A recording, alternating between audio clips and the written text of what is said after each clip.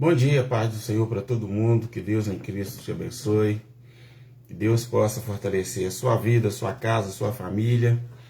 Hoje, quinta-feira, 18 de novembro de 2021, e eu quero louvar a Deus pela vida da Luísa, a netinha, a caçulinha da netinha, a caçulinha e a primogênita ao mesmo tempo, né? Porque biológica é a primeiro neto, né? Primeira neta. A Luísa então completa hoje um ano de vida e para a família é um dia de celebração. Quero convidá-los nesta manhã de quinta-feira a meditar conosco no Evangelho de Lucas, capítulo 8, a partir do versículo 9. E eu quero que você mantenha a sua Bíblia aberta, que nós queremos falar hoje. Hoje, nosso culto doméstico nesta manhã, nessa manhã, né, nós queremos falar sobre o coração. Como está o seu coração? Como está a sua vida, a saúde, né, espiritual do seu coração? Que Deus possa abençoar ricamente a você e a sua família, que nesses próximos minutos tenhamos aí um momento de prazer, de alegria, né? Que a graça do Senhor esteja sobre a sua vida. O texto encontra-se registrado no Evangelho de Lucas, capítulo 8. É a parábola do semeador. Então você pode manter sua Bíblia aberta, e se você tiver acesso a uma Bíblia, manter aberta para você acompanhar. Do verso 4, do verso 4 até o verso 8, verso 8, Jesus conta a parábola, né? Que um semeador saiu para semear a boa semente e aí ele dividiu a semeadura em 4 partes. Vejam bem que interessante. Primeira fase, a primeira parte da semeadura, não é a primeira parte da semente, caiu numa terra assolada, né? Uma terra pisada, caiu à beira do caminho. E Jesus diz o seguinte na parábola, que as aves dos céus vieram, pelo fato da terra ser assolada, né? Pisada, ela não nasceu e, obviamente, as aves dos céus a comeram. A segunda parte caiu num terreno pedregoso. Ela nasceu, até chegou a nascer, mas porque não tinha umidade e não tinha também como ela crescer e desenvolver, né? Por falta de umidade, principalmente, né, pelo fato de ela estar entre as pedras, o calor do sol com certeza, aí aquecer as pedras, né, o terreno pedregoso, a semente secou e ela não germinou. A terceiro grupo, a terceira parte, né, da semeadura, a semente caiu entre os espinhos e ela até brotou, né, até germinou e cresceu, e começou a crescer. Mas como ela começou a crescer, ela estava, pelo fato de ela estar entre espinhos, ela foi sufocada pelos espinhos e, consequentemente, ela não teve como produzir. E a quarta parte da semente caiu numa terra boa. Ela nasceu, cresceu, produziu fruto e produziu frutos além da medida. E Jesus termina no verso 8, a declaração, né, a contar a parábola, dizendo: quem tem ouvido para ouvir, ouça. E do versículo 9 até o versículo 14, versículo 15, Jesus então explica a parábola. A maioria das parábolas Jesus não explicou, mas essa ele fez questão de explicar, até porque os discípulos perguntaram, indagaram, né, interrogaram a ele e falaram: Senhor, mas o que aconteceu? O que o Senhor quis dizer com essa parábola? Gente, é muito importante quando há um interesse da nossa parte em querer saber o que a Bíblia está dizendo. Nem sempre, às vezes, nós temos a habilidade de discernir, né? Não é todo mundo que tem aí, conhece as técnicas exegéticas né? Ou de interpretação de texto. E apesar de que a Bíblia não depende só de você conhecer o lado técnico da interpretação de texto, né? A sintaxe, né? Você não precisa, não basta ser apenas bom em sintaxe, né? De saber gramática, essa coisa toda. Até porque a gramática bíblica, ela tem um quê de espiritualidade nela, que, né? Às vezes a semântica, né, dos termos, das expressões, não é a mesma que nós encontramos no nosso português, por ser algo espiritual, algo que vem diretamente da parte de Deus. Então é necessário que haja interpretação, e o Espírito Santo é que faz esse trabalho de nos fazer entender. Mas no nosso caso aqui, o que aconteceu é que o Espírito Santo de Deus, né, que o Espírito Santo de Deus, ele, né, nos faz entender, mas neste caso aqui foi o próprio Jesus quem teve o cuidado de explicar, né? O Espírito Santo teve o cuidado de explicar. Então os discípulos falaram, Senhor, o que quer dizer a parábola aí? O que nós temos que entender nisso? Quais são as lições que nós teremos que tirar? Então ele começa no verso 10 seguindo o seguinte: olha, aos homens comum não é dado a conhecer os mistérios do reino de Deus. Quer dizer, as coisas de Deus não é para quem quer, é para quem o Senhor quer revelar. E não é essa a única vez, nem a primeira e nem a única vez que o Senhor Jesus, ele elucida, ele tenta elucidar, ele traz essa questão, né, para a mentalidade da igreja, por assim dizer, na mentalidade dos discípulos, dizendo o seguinte: olha, não é para todo mundo, né? Mas aos outros, por que o Senhor fala em parábolas e o Senhor não explica? O Senhor não elucida, não fala de forma explícita? Por que o Senhor não fala um negócio assim, num português bem popular, num koiné, por assim dizer? O Senhor não fala abertamente, não fala rasgadamente o negócio para que todos entendam. Fala, olha, para vocês, eu quero que vocês entendam. Mas para outros, para os incrédulos, eu quero que eles, olhando ou eles vendo, não consigam enxergar, e ouvindo não entendam. Não é para todo mundo mesmo entender. A palavra de Deus, ela só pode ser entendida quando há uma intimidade, quando há comunhão entre o que crê com o Espírito Santo, e o Espírito Santo então vai discernindo a palavra. Então ele começa no verso 11 explicando a parábola. Ó, a parábola é o seguinte: a semente é a palavra, ou a boa palavra, né? Aí eu puxo a sardinha para minha lata aqui. É a boa palavra, é a palavra de Deus. É a palavra que dá vida, é a palavra viva, é a palavra que transmite vida, né? Jesus, como fonte de vida, o que ele fala, o que sai. Lembra de Deuteronômio capítulo 8, versículo 3? Nem só de pão viverá o homem, mas de toda a palavra que procede, ou que sai da boca de Deus. E aqui corrobora, aqui confirma então essa expressão do próprio Deus. Então vamos então aos detalhes, aos aspectos importantes da parábola. Primeiro, a semente é a palavra de Deus e nós já entendemos isso. Segundo, aí Jesus explica então cada uma das 4 fases da semeadura.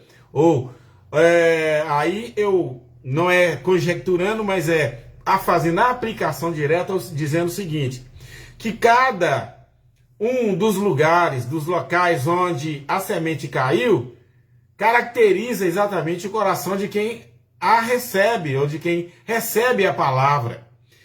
E Jesus falou então no versículo 12 o seguinte: primeiro é o seguinte, a primeira parte da semente caiu numa terra, a terra pisada. A terra pisada é o coração daquelas pessoas que estão com o coração solado pelo pecado, pisado, né? Endurecido, né? Enrijecido pelo pecado. E a palavra até cai, a pessoa até recebe a palavra, mas acontece que, pelo fato da pessoa estar impossibilitada de crer, a palavra cai, e ela não germinando, o que vai acontecer? Vem o maligno e arranca a palavra do coração. Irmãos, é uma realidade, a gente vê isso dentro da igreja, a gente vê isso dentro e fora da igreja, claramente, nitidamente. Tem pessoas que recebem a palavra, mas elas não conseguem compreender a palavra. Geralmente, neste caso da terra, coração, terra pisada, a pessoa rejeita a palavra, impugna a palavra. como se a palavra do Senhor, como se a palavra de Deus fosse algo ruim, como se a palavra de Deus não transmitisse vida. E não só Jesus Cristo, mas os apóstolos disseram, Paulo principalmente, deixou claro que a palavra, nós temos a palavra por meio da vida. A palavra do Senhor é vida. Cuidai, Jesus chegou a falar, cuidais, ter nela a vida eterna. A palavra é a palavra de vida. A nossa vida depende do Evangelho, depende da palavra de Deus. Então, muito claro aqui, o coração pisado, o coração socado, como você pega uma terra compactada, diferente de impactado. A palavra impacta o coração, né? O nosso ouvir, ela muda a nossa situação, ela muda o nosso caráter, ela muda a nossa personalidade, ela cria uma persona, um caráter. O caráter de Cristo é engendrado, ele é transmitido a nós. A palavra, a vontade de Deus, ela passa a ser transmitida em nossos corações. Isso aí promove uma mudança radical de vida. Mas se o coração, se a palavra cair no coração, ela não germinar, ela é arrancada, ela é tirada. Ela é arrebatada do coração. E tem muita gente que chega até a crer, né? Crer no sentido de acreditar, mas a pessoa não recebe a palavra. E a palavra, então, não surte nenhum efeito. Ela não germina, ela não vai crescer, ela não vai produzir fruto. A pessoa, o coração que estava morto, ele vai continuar morto. Ele vai continuar assolado, compactado. Ele vai, entendeu? Ele não vai produzir, né? Então, vamos lá. A segunda está no verso 13. A segunda parte da semente caiu num terreno pedregoso, um terreno resistente, tão resistente ou mais resistente do que o da terra pisada, do solo pisado, do solo que não pode, que a semente não pode penetrar para ela morrer, para ela começar a germinar, crescer, desenvolver, dar frutos, florescer, dar frutos e ser para benefício de um monte de pessoas, um monte de gente. Então preste bem atenção, no versículo 13 ele fala então que o segundo grupo, a segunda parte caiu numa terra pedregosa, numa terra cheia de pedras. E aqui nós temos dois problemas. O sol, o calor, né? As intempéries, né? Vão provocar coisas que não são propícios ao desenvolvimento da semente.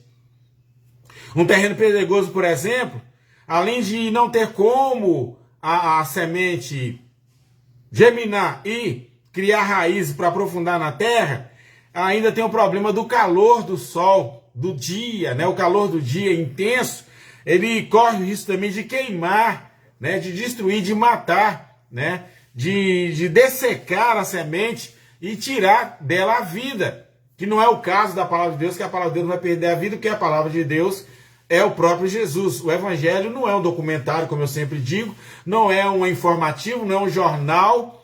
O Evangelho é uma pessoa, a pessoa bendita de Cristo, ele é o Evangelho, né?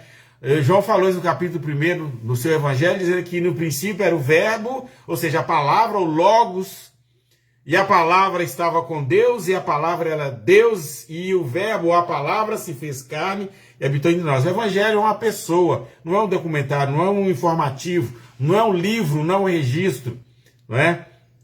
O Cristo é o Evangelho. Então, a parte da semente que caiu sobre a pedra, ela não tem como ela suscitar, não tem como ela produzir vida, certo? A terceira parte caiu sobre uma terra cheia de abrolhos, de espinhos, de cardos, de espinhos. E ela até cresceu, encontrou a terra, talvez, né, não tivesse tanto problema, mas aí, quando a planta começou a desenvolver, ela foi sufocada pelos espinhos. Eu vou falar rapidamente sobre cada uma delas. E, meu Deus dos céus, então não tinha como ela também crescer. Ela foi sufocada, ela não teve condições de desenvolver. E a última terra, então, foi a terra boa. Mas vamos deixar a terra boa para o final. Vamos voltar um pouquinho atrás aqui. Meu irmão, tem muitas pessoas, né? Como que está o seu coração? É a pergunta que eu fiz a princípio. Como está seu coração? Em relação a estar pronto ou não para receber a palavra de Deus? O que você tem ouvido do Evangelho? Que efeito, que tipo de benefícios o Evangelho tem trazido para a sua vida? Então, que todos saibamos nesta manhã que a palavra de Deus, o Evangelho é poder de Deus. É o poder de Deus para a nossa vida, para a salvação das nossas vidas. Mas tem uma coisa que nós precisamos entender. O coração que nós apresentamos a Deus precisa também estar pronto para receber a palavra.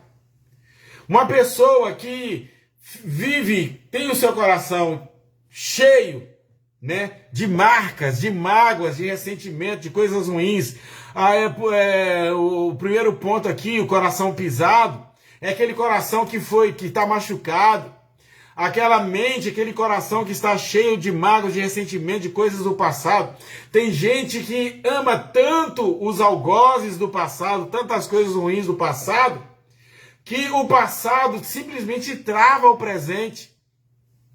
Algumas doenças que é chamadas, né, de psicossomáticas são frutos de um passado mal resolvido, ou de um passado não resolvido. E tem muita gente na igreja hoje que está totalmente travada, porque amam, no sentido pejorativo, amam de uma forma tão profunda o passado, que prefere, né, viver um estado de autocomiseração e fica carinhosamente cuidando das ofensas, cuidando dos momentos ruins da vida. Tem gente que reclama, porque a minha vida não melhora, porque eu fui maltratado em casa, eu sofri de violência dentro de casa, eu vi meu pai maltratando, né, surrando a minha mãe, maltratando, deixando a gente passar fome. E tem gente que ama tão profundamente essa coisa ruim do passado que não deixa o presente deslanchar. E quando chega na espiritualidade, idem, as coisas do passado continua travando. E tem gente que ainda usa uma expressão filosófica negativa, porque a filosofia tem um lado positivo e tem um lado negativo. O lado negativo da filosofia é porque o meu passado garante o meu presente. Meu irmão, isso é conversa fiada. Isso não é conversa da Bíblia, não. Isso não é coisa de Deus para a vida de ninguém. Porque eu fui espancado, porque eu fui violentado, porque eu passei por uma situação de divórcio. Eu sei que tudo isso traz marcas no coração, mas nós não podemos deixar essas marcas impedir que a glória do Evangelho mude a nossa história, que a nossa história seja escrita de uma forma diferente.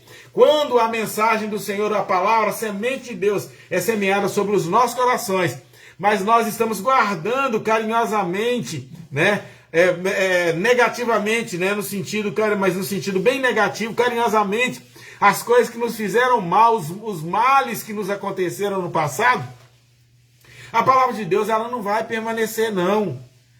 Pastor, mas a palavra de Deus é poder, mas acontece que depois de passarmos pelo Calvário, nós temos que entender que o desenvolvimento da nossa fé, da nossa relação com Deus, precisa também de uma abertura. Tem gente que foi liberto, mas não recebe, não toma posse dessa libertação. Eu falei na terça-feira passada agora o seguinte, que conhecereis a verdade vos libertará, mas se eu não largar, se eu não abandonar a minha vida passada, as marcas do meu passado, a glória de Deus não manifestará na minha vida. Tem gente que foi salvo, que passou pelo Calvário, que está justificado, mas insiste em continuar sofrendo.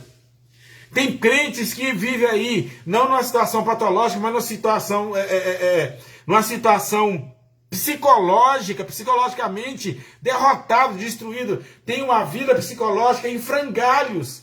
Como na verdade deveria estar vivendo a paz. Deus falou, a minha paz eu vos dou, a minha paz eu vos deixo. Não vos la dou como o mundo a dá. Mas aí a sua terra está coração pisado, meu irmão. Nessa hora o Espírito Santo está pronto para operar um milagre na sua vida. E neste momento, não espere nem terminar a boa palavra.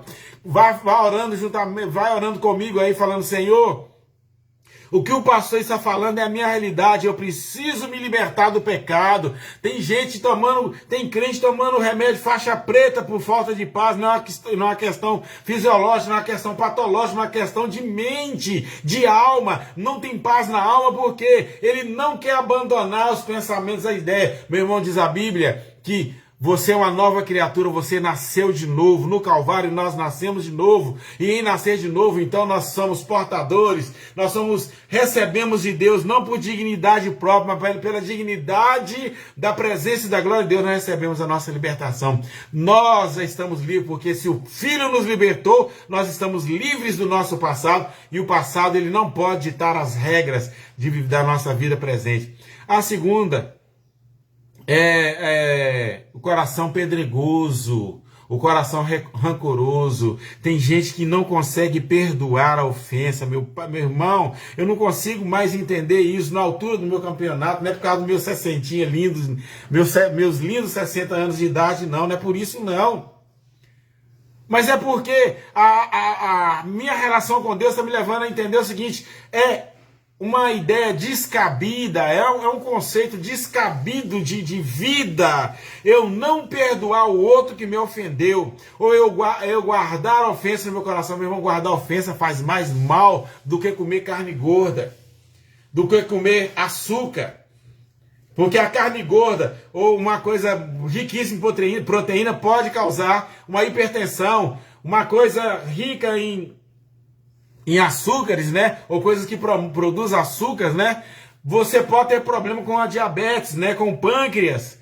Mas pior do que isso a gente tem que cuidar a gente cuida da saúde física, cuida de tudo, cuida do corpo, faz exercício físico, mas o exercício da alma, os cuidados da alma, às vezes falham. Às vezes nós falhamos no exercício da alma. Meu irmão, para que guardar mágoa? Para que guardar ressentimentos?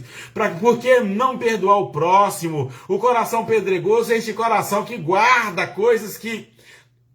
Entenda uma coisa, nós não somos containers de lixos. Nós não somos sacos de lixos. O nosso coração não é vasilha de lixos. Tem coração que estão endurecidos, enrijecidos por mágoas, por ressentimentos. Pessoas que não são capazes de perdoar. Tem gente querendo tirar satisfação daquilo que o outro lhe fez. Meu irmão, não perca tempo com isso. Com essas coisas fúteis, com essas coisas banais da vida, com essas coisas efêmeras, com essas coisas que nos prejudicam, com essas coisas que nos faz mal até para o corpo. Se faz mal para o corpo, que mal não faz para a alma. Não endureça o seu coração, não seja resistente aos sentimentos, não guarde esse ressentimento. Mas fulano me fez mal, pastor, eu não posso aceitar isso. O que eu aprendi com meu pai e com minha mãe, que eu não posso levar desaforo para casa, porque a minha mãe me ensinava, se eu tomasse uma coça na escola, eu não podia chegar em casa arranhado, porque eu tinha que bater no outro primeiro. Tem mães e pais que ensinaram isso. Eu volto a dizer, caráter de pai e mãe não é o caráter de Jesus Cristo. O caráter de Jesus Cristo falou diferente do que o seu pai e sua mãe te ensinou. Se você for esbofeteado no lado direito, aceda também o esquerdo. Não está falando que você vai sair por aí apanhando na cara de todo mundo. Está falando que o seu coração tem que ser um coração flex. Tem que ser um coração de Cristo. Um coração perdoador. Um coração reconciliador. Um coração perdoador. Não enrijeça, não faça, não aceite, não permita que o seu coração seja um coração pedregoso. O outro é o espinho. O coração espinhoso é aquele coração cheio de preocupações, de ocupações. Eu tenho que ganhar dinheiro, eu tenho que fazer faculdade. Olha, nada disso que eu vou falar está errado. Eu tenho que ganhar dinheiro, eu tenho que fazer um bom projeto financeiro, eu tenho que fazer não sei, nada disso é errado. O problema é quando isso toma a ponta da pirâmide do controle da nossa vida, quando toma, como é o ápice da nossa atenção, quando tira o nosso sono, essas coisas tiram o nosso sono, é isso aí que é o problema. Esse é o problema de muitos de nós. Às vezes somos sufocados pelos cuidados da vida, é isso que Jesus está falando, pelos prazeres, pela riqueza. Meu irmão, eu posso ter uma casa bonita, eu posso morar no centro de Governador Valadares, eu posso ter um carro do ano, isso não é pecado. O pecado é quando isso toma um lugar no meu coração. O pecado é quando isso passa a dominar a minha vida. Ter dinheiro, ter reserva de dinheiro é uma coisa boa, mas não pode ser o ápice da minha atenção, não pode ser o ponto maior da minha atenção, não pode ser o cuidado maior da minha atenção. E aí vem o quarto ponto para encerrar, quando a semente cai numa terra boa. O que é essa terra boa? Uma terra que foi arada, uma terra que foi tratada. O Evangelho, ele tanto trata da nossa situação, da nossa condição. Olha aí o eletrocardiograma com um resultado, né, um resultado bom, um resultado negativo para as coisas ruins, mas positivo para as coisas do Senhor. Quando a palavra, quando a terra está bem adubada pela palavra do Senhor, porque a palavra do Senhor, ela aduba, ela rega, e ela frutifica, ela germina, ela faz tudo o que tem que fazer, tudo o que nós precisamos para sermos produtivos. E é isso que o Senhor está falando conosco nesta manhã. Meu irmão, a sua vida, você pode ir uma distância, você pode atingir um ponto muito mais alto, você pode ir para um lugar muito mais distante, estou falando isso positivamente, você pode ser muito mais abençoado, tem muito mais coisa para você alcançar na sua vida. Os alvos que você pode estabelecer na sua vida, esses alvos sendo no Senhor, você vai alcançar bênçãos incontáveis para a sua vida. Nós podemos alcançar situações maravilhosas para os nossos corações, mas nós precisamos entender que o nosso coração, ou que os nossos corações precisam estar, ou precisam ser propícios a isso, né? Nós precisamos ter o nosso coração precisa estar numa condição favorável à palavra do Senhor. A favorável o quê? As chuvas de bênçãos, a manifestação da graça do Senhor. Meu irmão, Deus tem bênção para a sua casa, Deus tem bênção para a sua vida profissional, Deus tem bênção para a sua vida social, Deus tem bênção para a sua vida financeira, Deus tem bênção para o seu lar, Deus tem bênção para todos os seus relacionamentos, o marital, o paternal, os seus parentes, né? No seu nível de parentesco, Deus quer te abençoar em todos os níveis. Mas acontece que às vezes nós não deixamos, às vezes nós causamos os males para nós mesmos. Mas nessa manhã, o Senhor está dizendo que pela palavra do Senhor, se a nossa terra for uma terra propícia à vontade de Deus, se a nossa terra, se o nosso coração for um coração pronto à manifestação do Espírito Santo, à manifestação da graça de Deus, a glória de Deus reinará, a glória de Deus manifestará e as coisas não serão mais do jeito que nós temos vivido até então. Não será mais do jeito. Às vezes, irmão, nós somos os culpados das coisas ruins que nos acontecem. Tem coisa que nos sobrevém, que é fruto, né, do teste, da prova, da aprovação de Deus. A aprovação é uma coisa que vem de Deus. Deus nos testando para sermos aprovados. Não teste. A aprovação na Bíblia é teste que Deus faz aos seus filhos. E Deus faz somente aos filhos. Agora, quando é tribulação, tribulação é fruto ou é consequência de decisões erradas tomadas, né? Ou melhor, decisões tomadas fora da vontade de Deus. E, meu irmão, quando nós tomamos uma decisão fora da vontade de Deus, nós vamos pagar um preço altíssimo. Vai doer muito mais. As dificuldades de uma prova, ela não dói tanto quanto as dificuldades de uma tribulação. Tribulação nós vamos sentir, vem o senso da responsabilidade, vem o senso de culpa. Eu não poderia ter feito isso, se eu não tivesse feito isso, não teria acontecido isso. Mas a prova não. A prova é como aconteceu com Jó. Estava tranquilo em casa, comendo uma picanha, né, não gordurosa, né, tirando aquela gordura, uma picanha bem assadinha, no ponto, que não pode ser bem assado, no ponto, né, tomando uma Coca-Cola bem geladinha, comendo né.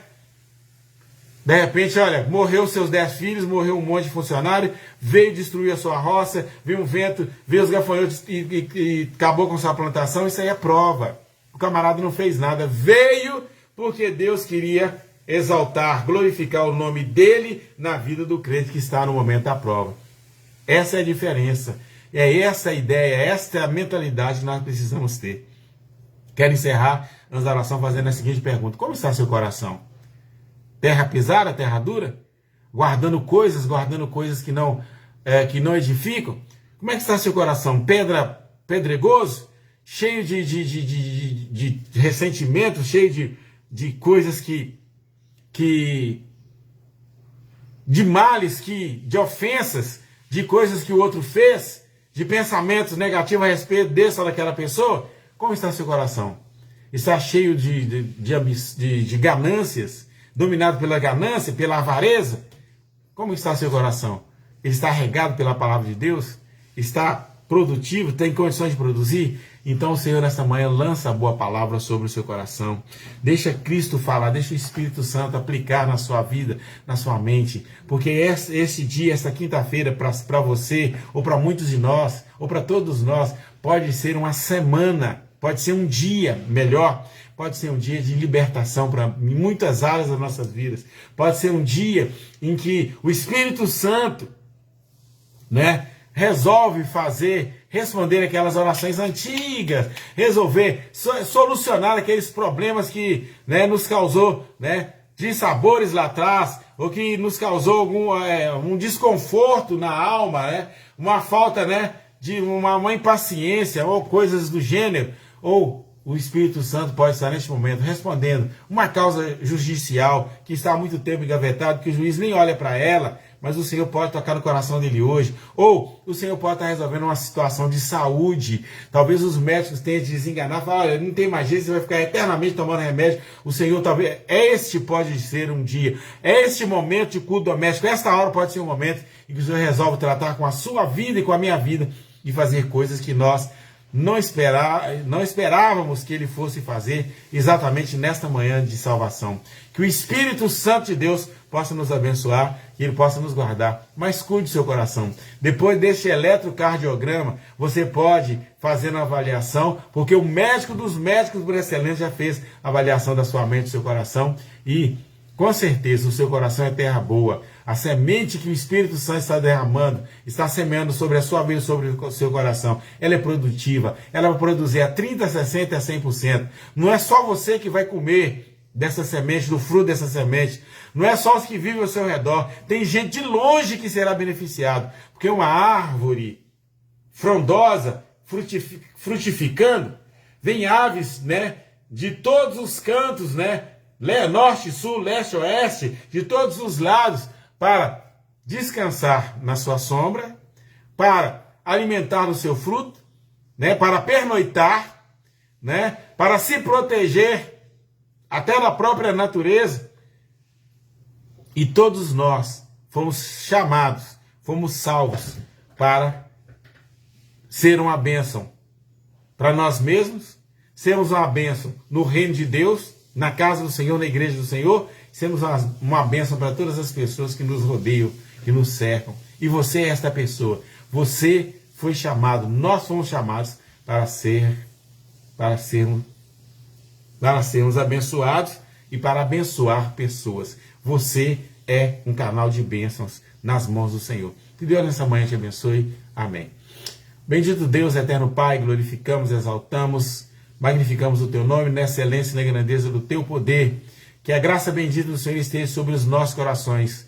Senhor, eu sei que o Senhor é o nosso cardiologista por excelência. O Senhor cuida do coração da nossa alma. Não só do nosso corpo físico, mas do coração da nossa alma, das nossas vontades e emoções. O Senhor tem cuidado dos nossos pensamentos. A tua palavra ela é poderosa, ela é penetrante, como dizem Hebreus, mais penetrante que qualquer espada de 2 gumes. E ela é apta para discernir os nossos pensamentos, para mudar o nosso caráter, mudar a nossa persona, para mudar tudo em nós que não te glorifique e te exalta. Nós oramos, Pai, te adoramos nesta manhã de salvação. Abençoa a Luizinha, meu Pai, completa hoje mais um ano de vida. Ser com ela, meu Pai, que ela cresça no conhecimento e na graça do Senhor. Nós oramos, Pai, te adoramos a Deus em nome de Jesus.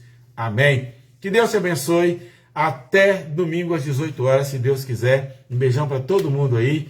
Cuide do seu coração, porque Deus já cuidou dele. Agora, regue com oração, regue com adoração, regue com a leitura da Bíblia, regue com a escola dominical, com o estudo bíblico.